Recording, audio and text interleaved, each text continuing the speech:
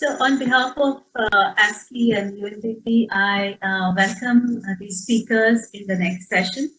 The session is Investors' Dilemma, and I think the timing is right because all the participants have listened to the different innovators present their brilliant ideas. They want to contact them, and we've seen that throughout the presentation, they've been asking questions and asking how they can work with them.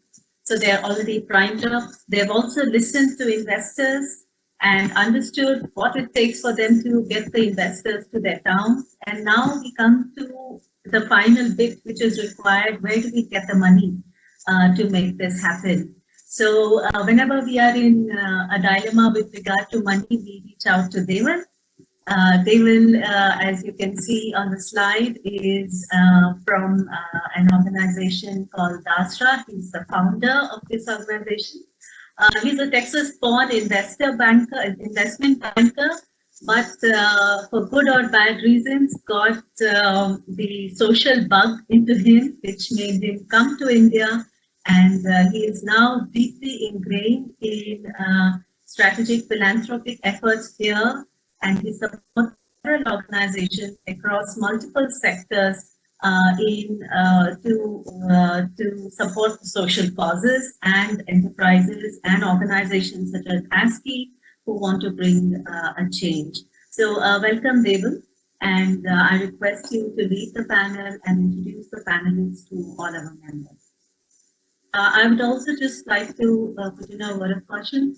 Actually, our participants, there are quite a few participants, but many of them are in groups. So they've from participants in the municipalities, about 100, 150 are watching this in their conference hall and the theaters. So we're not getting too many questions on the chat box. However, we are aware of a few things, and the members who are in YouTube, they are sharing some questions. So as and when we get something, we'll pop it to.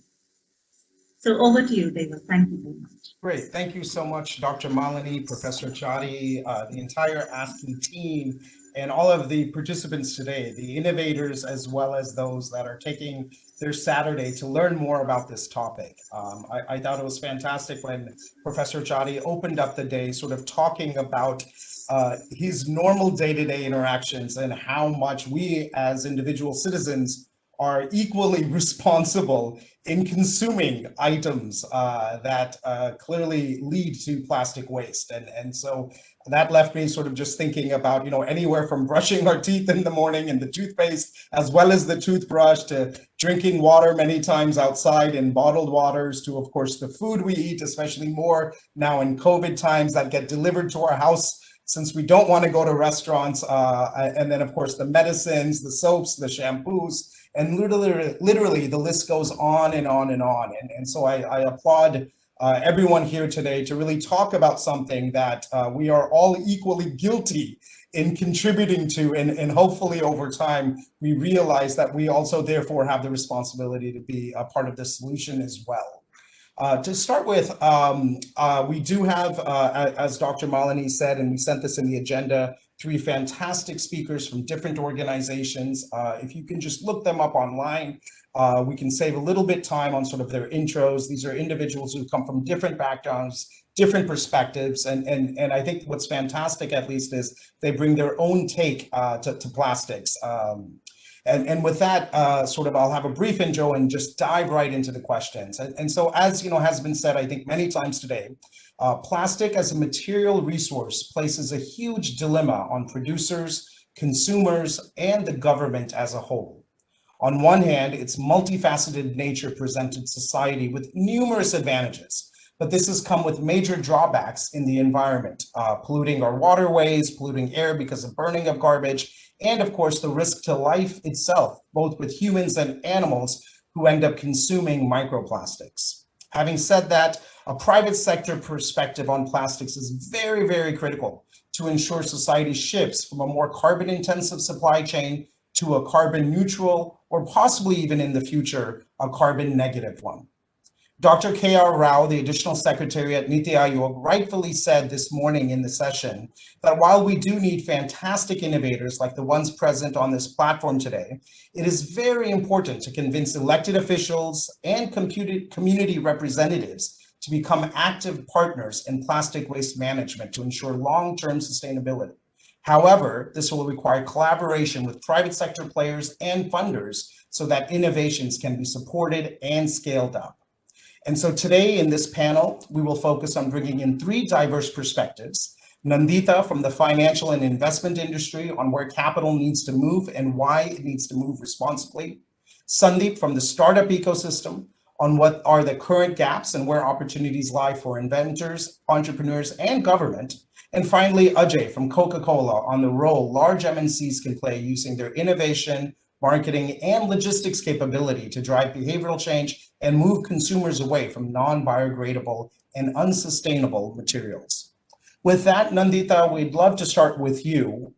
Given your past experiences in banking and finance, both within India and globally, what influenced and motivated you to spotlight issues on plastic waste? And given sort of the time constraints, if you can try to keep your answers to 3 minutes, that'll allow us to have more time for Q&A. Nandita? You're on mute, Nandita.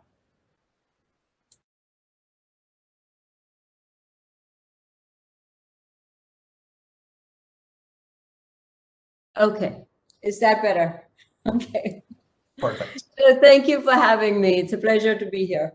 And so my passion has been oceans, and I grew up in New Delhi, but I lived also in the US for 20 years by the sea. And I came back to India about 15 years ago, and when my children were about 5 and 7. 10 years ago, very interesting couple came to visit from California. They represented an institute that they had opened called Five Gyres.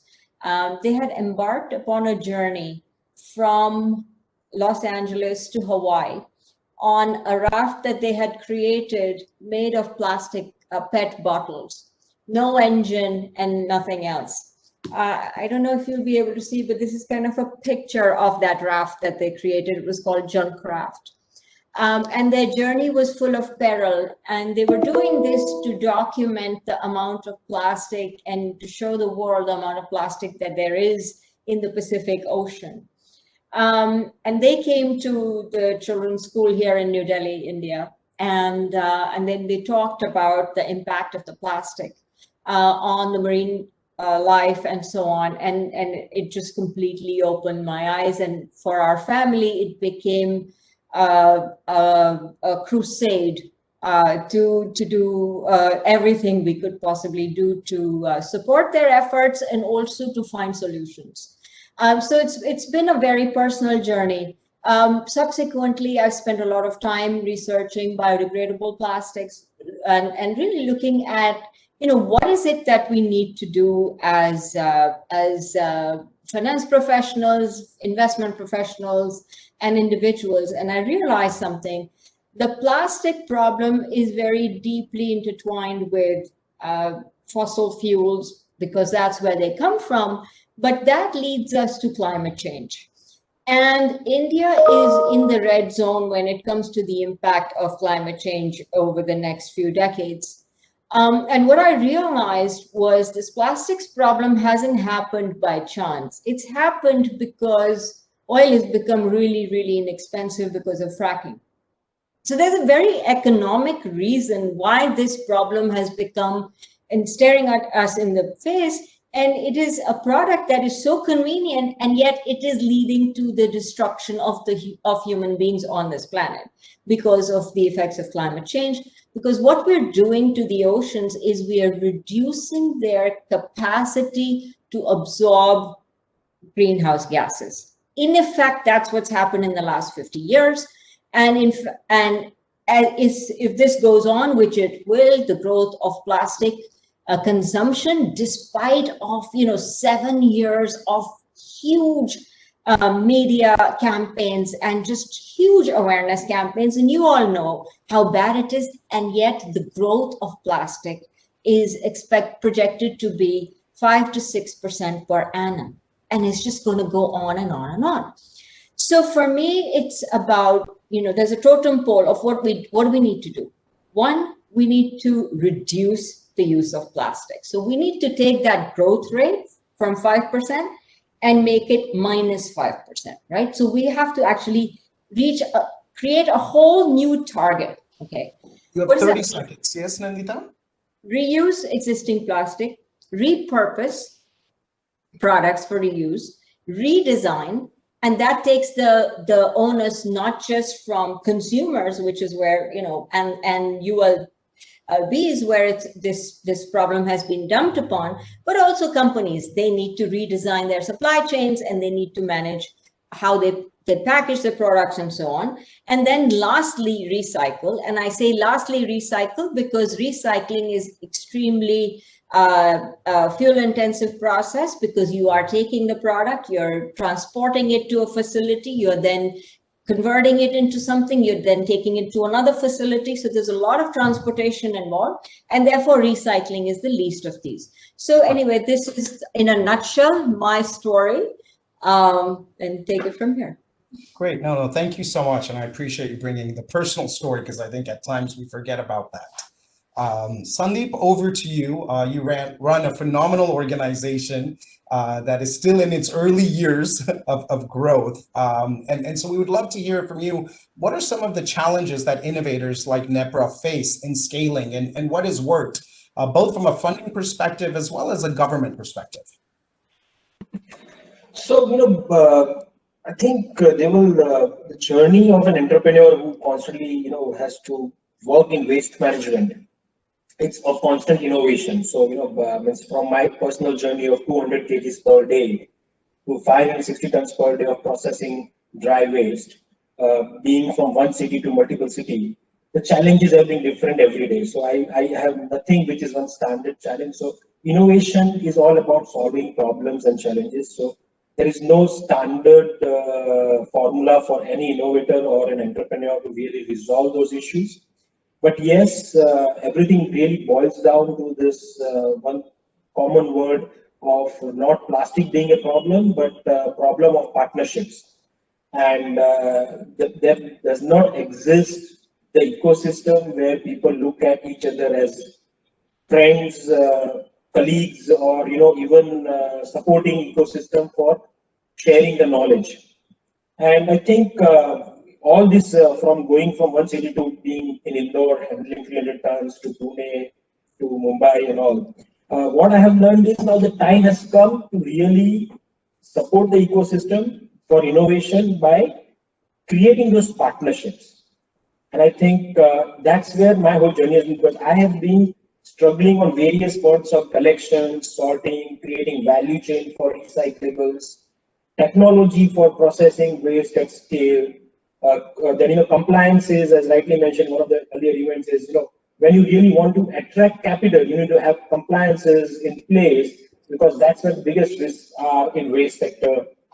And definitely survival. There has been multiple instances where I have almost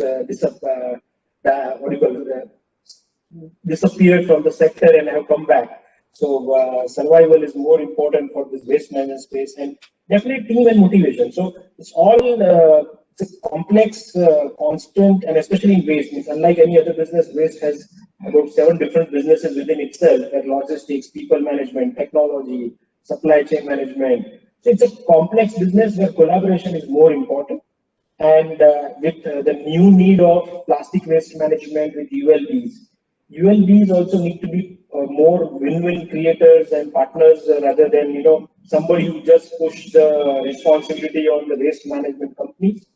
So there is no standard answer. So you cannot copy a model of one city on some other city and say, oh, if they are doing it, we want to do it the same way. It doesn't work. And at the same time, it is important to understand that if you want a zero waste to landfill city, then there is definitely a cost which will be incurred, and it has to come from somewhere to start with, and then you can think of optimizing. So a city has to behave as a business which has to first look at solving the problem and then optimizing the costs. Thank you so much, Sandeep. I appreciate also, and you've seen this firsthand, how each city is very different. But capital is required, and this takes time and money, and so I appreciate that approach. Ajay, unfortunately, many times MNCs get the brunt of the blame when it comes to any sort of issue, whether it's water, plastics, etc. And I looked all over my house for a plastic bottle. I couldn't find one, but I have a Diet Coke can. I guess it would be, and Sandeep, thank you for your plastic bottle as well. Ajay, this question is for you. You know, Coca-Cola has been around for 130 years. Clearly, we all have consumed their products, both in India and globally. What role do you think that MNCs can play to tackle pollution where it stands today, and more importantly, in the future?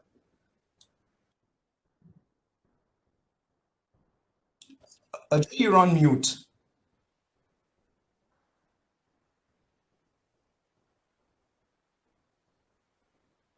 Ajay?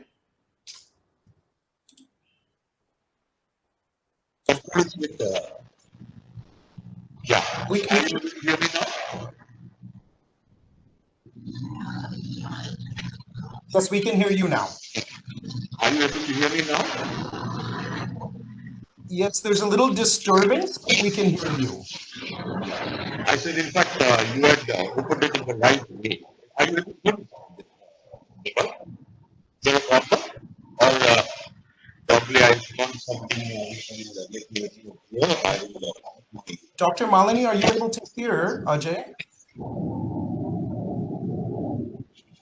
Maybe it's my connection. Is it better now? No, His voice is cracking. Ajay's voice is not coming clear. So it can be really unique organization. No, unfortunately, Sajid, maybe you could try different handsets or headphones.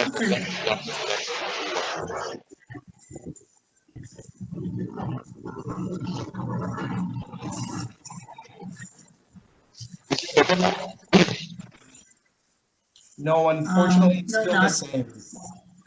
Not really. See, I have two internet connections and the first one is the major one has just gone to the power as well. I have a standard net connection. Standard connection was not having.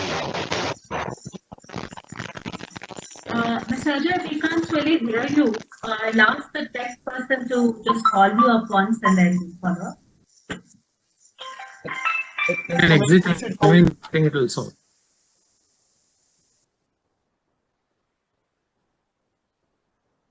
And so maybe Nandita, we'll start with you again, and then we'll hopefully by that time we can see if Ajay has been able to come back. Given your experiences, Nandita, in the financial sector, what solutions do you think that fund managers can bring to tackle this problem, or even early stage investors, since that's been an issue even from the last panel, that many times investors want a far higher return on investment than perhaps some of these enterprises can provide in early stages. You're right. So, Deval, one of the things. Can you hear me now? No, it's still very unclear. Maybe somebody from the ASCII team can call you and see if there's another way, maybe over the phone.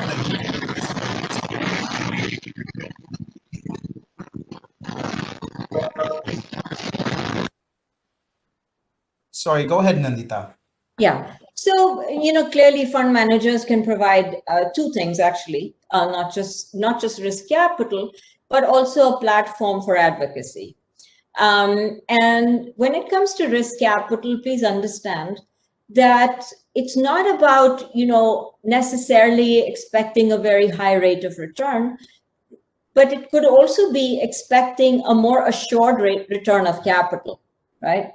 And I think there's a real difference here. So if you have a buy-in, let's say you're investing in a project or you're investing in one of these innovations that we've seen this morning, what you do need to be assured of is that there is a buy-in from the local authorities, that there is an environment of support, of local support, so that not only from the demand side is there your risk is reduced, but also there, that your business itself is not at risk. And a lot of times what we've seen is that there are a lot of impediments, a lot of hurdles, a lot of uncertainty created.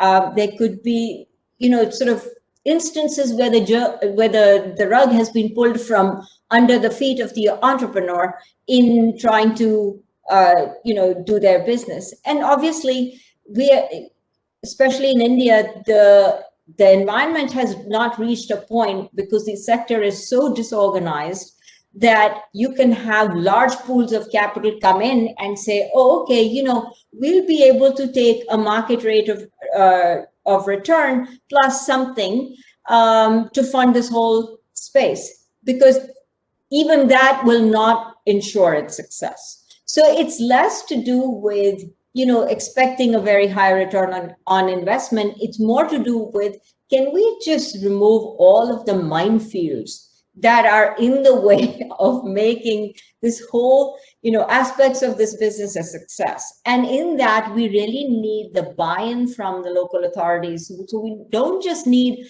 a behavioral change from the consumer standpoint, we also need a buy-in. And we need a feeling of we're in this together, that it's not, the private sector versus the public sector. It's not the fund manager versus the entrepreneur, and them trying to tear at the profits. It's really much more than that. And this sort of a holistic vision is, I think, what is required for these kinds of projects to be successful. I've been looking at a whole different kettle of fish, which is, new materials and so on, whether it's biodegradables or materials that are made with waste as a resource and so on. So there's a whole gamut. But please understand that when we in turn as fund managers go and ask investors to put their money at work, they're expecting some kind of a reasonable rate of return in a reasonable time frame. And the history of private equity and venture capital in this country, outside of now some of the tech space, has not been very rewarding. And so there's not a lot that you can point to in terms of track record. So it needs to be created. This entire ecosystem needs to be created. And for that to be created, we need to facilitate more of this dialogue, which is much more, we're in this together. We'll accept a lower rate of return if you can give us this kind of a visibility on our revenue stream and on our supply, et cetera, et cetera. Thank you so much, Nandita. If you have access to the chat box, Chari has asked a question there, and if you can maybe type in the answer. And I just want to try to see if Ajay can come on or not. Ajay, do you want to try one more time? And if not, also, unfortunately, we may have you answer questions in the chat box. But Ajay, if you want to just unmute. Go ahead, Ajay. They will just tell me if you are able to hear me now. Yes, crystal clear. I don't know what was the problem earlier, because it's the same yes. So no, it's really nice to hear your voice again. I think keep your camera off. We're happy at least to get this far. I want to ask you the question again, which is, what role do you think MNCs can play to tackle the pollution problem? And we'll give you 4 minutes as grace. And I'm sorry for the delay that I have caused to the session. Oh no, it's technology. It's not your fault at all. Technology come into snack. So what I would say is that as you were explaining, the scale and size of Coca-Cola, with the sale and name also comes the responsibility. And that is where we have decided, or when this problem was really showed their head up a couple of years back, we had put our thoughts together and decided that we as Coca-Cola need to play a very major role in addressing and assuming responsibility for whatever is happening. Because, of course, as I've always tell in many forums, this is a business and businesses have to happen, but businesses needs to be responsible. And that is why in 2018, we made a major announcement as far as our plastic waste initiatives are concerned, which is coming under the umbrella which we call as the World Without Waste. That is the initiative that we have taken up. And there have been certain goals which are very, very big, which has been set up as far as the World Without Waste is concerned. And we announced that by 2030, we will collect back every container that we put into the market. That was one of the biggest goals. And we also said that by the time 2030, we also will make sure that at least 50% of the packaging material that we use will have recycled content in it. So this is the goal that we have taken. And for the scales and sizes of Coca-Cola, this is a very big goal, very audacious goal is what I would actually say. And if we want to really address this, we have a very, very clear approach which we have decided in it, which is actually packed into three broad pillars as far as it, because this has been touched in the earlier discussions also. One is about the way we design our products, our packaging and the design that we brought into it. Second is about the role that we play to collect the material back. And third is all about partnerships. As Sandeep was telling that this is a very, very complex thing and we cannot do anything on our own. So it's all about creating partnerships. So these are the broad ways by which we are addressing this. So if I slightly delve down to each of these content, in terms of design, making the pack fitting for being in the circular economy, rather than, that is where we really look at the recyclability of the pack, or even consuming, reduce the consumption. So we, the beverage industry, use this term called as lightweighting. So we are invested hugely into lightweighting to bring down the footprint of the virgin material that we use. For I can proudly say that as an example, in India, our bottles are at least 25% lesser weight than the bottles that are available in the market, because we have invested into lightweighting. But there is a limit to lightweighting, because a water bottle will turn into a water pouch if we keep on lightweighting at every point in time. So that is something which we have been doing as far as things are concerned, to reduce the consumption.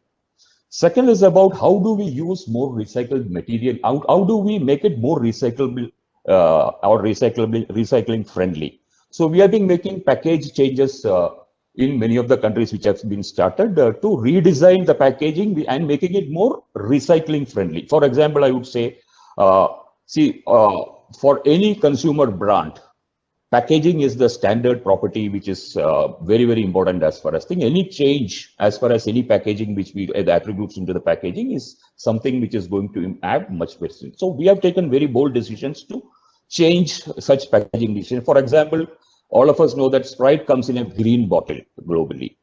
So depending on the countries and the hindrances for adding additives to a thing, if it is going to be, the color is going to be a hindrance, we are changing it into a transparent bottle without adding any additives. So we have made bold changes as far as changing our packaging. So that is one thing. And one more thing is that we have been investing hugely into encouraging recycling into better way to bring bottle-to-bottle recycling. Unfortunately, in India, bottle-to-bottle recycling is not allowed by law, but in many of the European countries, it is allowed. And we have a huge focus in terms of ensuring the bottle is collected back and recycled into fresh bottles. And we are making huge investments into this particular center, where the plastic bottles are collected and the polymer is undergoing treatment, dissociated into monomers, which are again merged into and made as good as virgin plastic. So these are the investments which we are making as far as the designs are concerned. Of course, collect, I don't really need to expand more into the collect component. It is all about scaling up collection. And I have explained that we have this target of collecting 100% at least by 2030, the scales at which we operate. So that is one thing. And it involves multiple components, because when we are talking about collection doesn't happen easily, which means it has got various components about bringing consumer awareness, in bringing in source segregation. So all those investments are part under the collect category.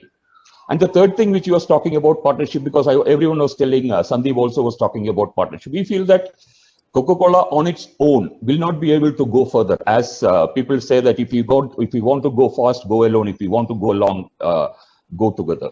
So join hands with partners in the industry and people and then do. That is where we are making partnerships. So partnerships can happen in different ways. Partnerships can happen in putting up ecosystems for collection, which we do in many countries across the globe. For example, we have voluntary producer responsibility organizations which have set a trailblazing tracks. As far as Mexico is concerned, there is this organization called PETCO, which is a voluntary organization. By joining everybody in the PET value chain, right from the resin manufacturer to the recyclers are a part of it. Similar organizations are available across the globe in various countries in Mexico. In 2019, we announced the formation of a PRO where industry has come together. Here again, you have the resin manufacturers, converters, and the end users like the organizations have come together and also announced their PRO or the producer responsibility organization to attend it. That is one part of the collect part. Second is about, we'll come back to you, and I think given so many innovators are present today, there's so many ULBs. I'll just tell you my question in advance so you can think about it. Is really what can the people on this call do with you in particular in terms of that collaboration? Because I think that would just be fantastic if you can outline some of those areas. But Sandeep, I want to go back to you, and again, you've done great work with NEPRA. What support do startups require from government, and what can the ULBs do to make it easier for startups to work hand in hand and collaborate, as you had earlier said? So, from the last 10 years journey, I realized I think the startups or the businesses will have to find solutions and around the problems which are existing, and the government only thing they can do is implement the policy quite well, and the ULBs should be more supportive and open to innovations and trying out new things. But as an entrepreneur, as I said, I realized there are a lot of things which needs to be done for ecosystem creation. And we have recently, joined the National Solid Waste Association of India to really start supporting this kind of ecosystem creation. And I think Sampath is also part of it as a team, a committee member as well, where we are looking forward to supporting a lot of startups and entrepreneurs who are struggling to create value chain, or struggling to create a collection infrastructure, ecosystem support, value partnerships. So as an association and member of that association, we look forward to creating an ecosystem where even ULBs can become partner. So the whole absence of the ecosystem and partnership, which is non-existent, even investors are being welcomed on the platform, where they would be able to support each other and to bring it to a level where investors can also invest and make it more sustainable. So it's a chicken and egg problem for every single entrepreneur. The problems are different, and I think by collaborative approach, one entrepreneur's solution can become other entrepreneurs' support system. And that's how the whole ecosystem creation happens. And I think India requires thousands and thousands of entrepreneurs in waste space to really handle the plastic waste problem as well as the ULB's problems of waste. So there are technology providers and everybody who are coming on the platform. And I think we will have a lot of support from government also coming forward as more people join in. Thank you so much, Sandeep. And hopefully a lot of these collaborations that are starting to happen, like you said, and we realize it's chicken or egg. If you can introduce those to the innovators that are here today, I think they, when starting up, and I'm sure NEPRA faced this as well, that's when you need collaboration the most, or a supporting ecosystem the most. So that would be fantastic. Nandita, Professor Chari had a question for you. I don't know if you saw it in the chat box or not, but it was in relation to why are international development banks not interested in plastics management? Why are international development banks not funding plastic waste management? Right. So I think there is a tremendous amount of interest from international funding agencies, but not investment banks. That's your question? Yes. Can you everyone can put themselves on mute, Ajay, Sandeep, and then we can have Nandita respond again. Go ahead, Nandita. So I think there's two types of funding required, it seems to me. One is what you guys are talking about, which is really supporting project type funding, the type of work that NEPRA is doing. And the other type of funding is funding innovations. And that's where I see there is a tremendous amount of investment opportunity in funding innovation in, for example, new materials and so on and so forth, where it's biodegradable materials, PHA, and et cetera, et cetera. So that's the work where I think the private sector investment banks will be able to do. But when it comes to the project type work, like I said, it's more to me the development institutions that are going to be able to fund these types of projects. That's the sense I have now. If we have like a pipeline created of successful projects, then of course the work from a private investment standpoint becomes really clear. I mean, when I talk this, again, it's a very personal thing. As a fund manager, when I talk to other fund managers here in India about, this shift to why don't you invest your own money in stuff that is environmentally friendly? After all, we have this only one planet. And why should we invest in companies that are essentially destroying our planet on a daily basis with the product that they're making? And people look at me like, what are you talking about? We're here to make money. Okay, so that's the bottom line for them. Everybody's not like that. But at the end of the day, initially you will find a set of pioneers who will say, I'm just going to get out of this Earth's destruction game into a whole different field. And when that happens, you guys have to be ready, but you need to, again, create an environment which is really conducive to that type of risk taking.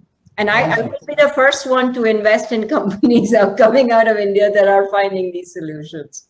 No, that's fantastic to hear. And even today, in fact, Rockefeller Foundation made a pretty large announcement stating that while their funds had come from Standard Oil, they are now investing in any any energy company going forward. And I think hopefully more people sort of take that pathway. And that's exactly right. I think most people in India don't understand this, that very large pension funds, very large charitable institutions in the US and in Europe have taken a stance to not invest in fossil fuels at all. They don't want to do it anymore.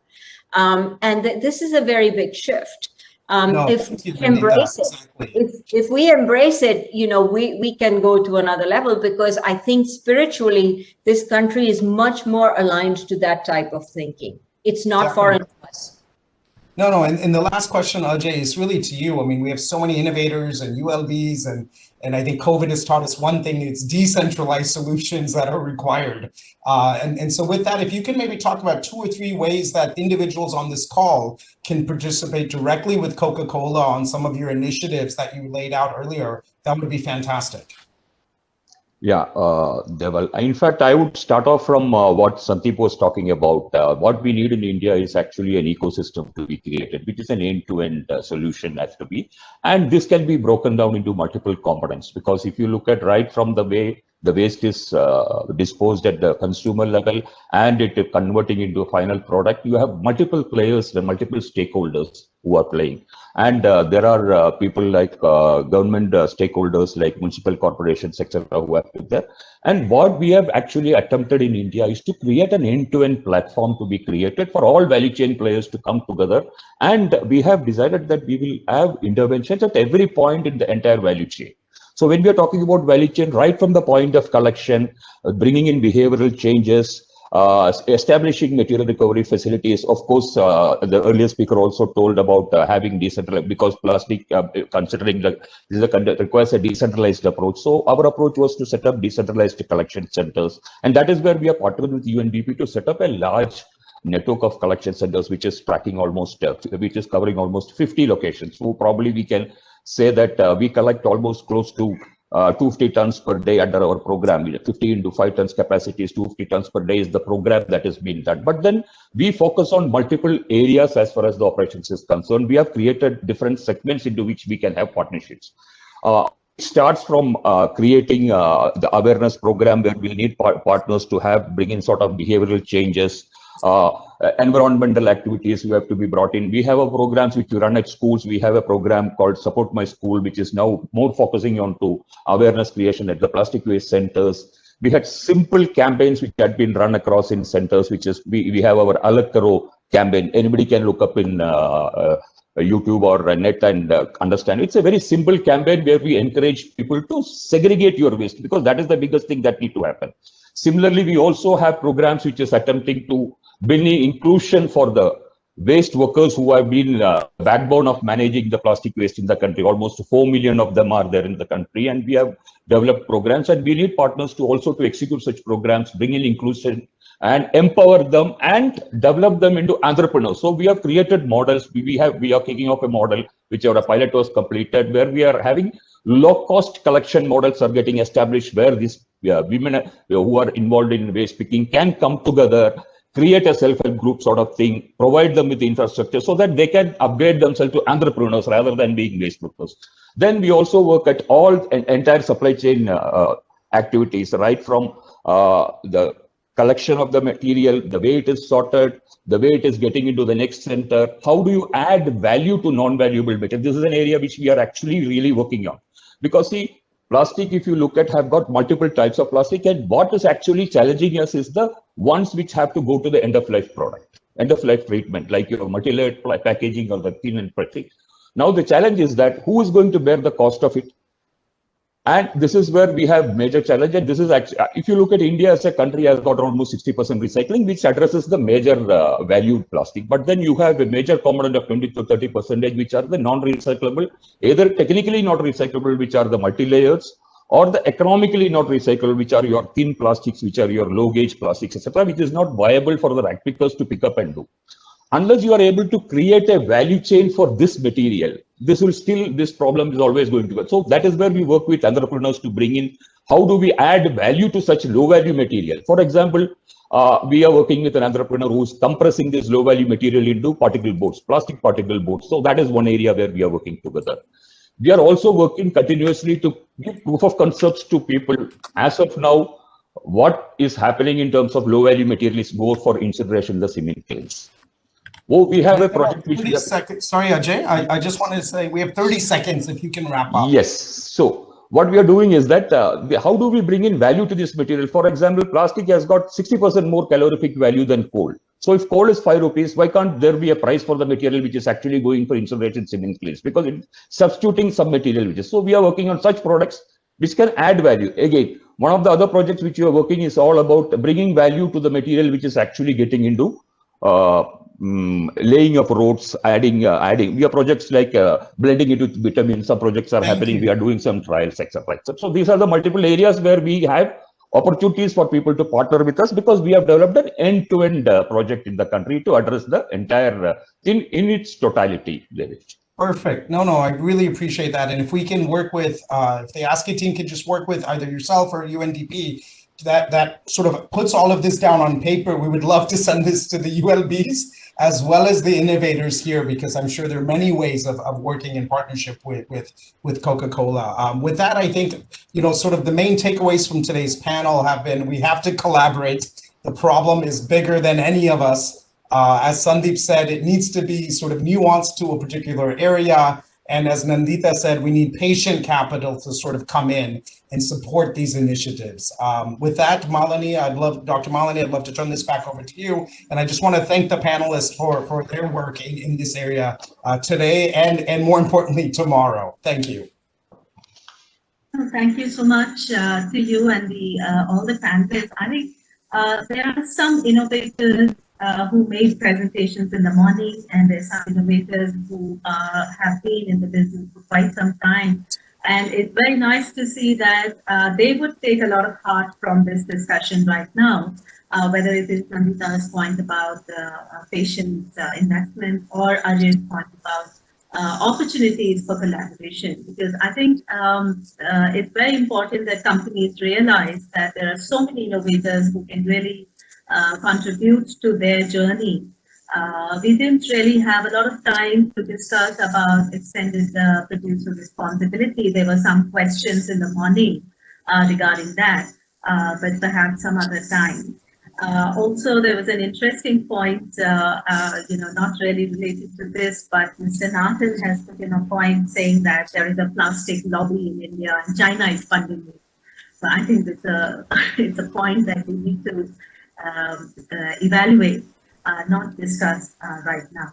But thank you very much, and I think all the members here got a lot of ideas in terms of how one could approach different types of funding organizations. and how corporates and investors and innovators and cities can collectively approach this problem and have funding organizations for addressing these issues. So thank you very much and best wishes to all of you.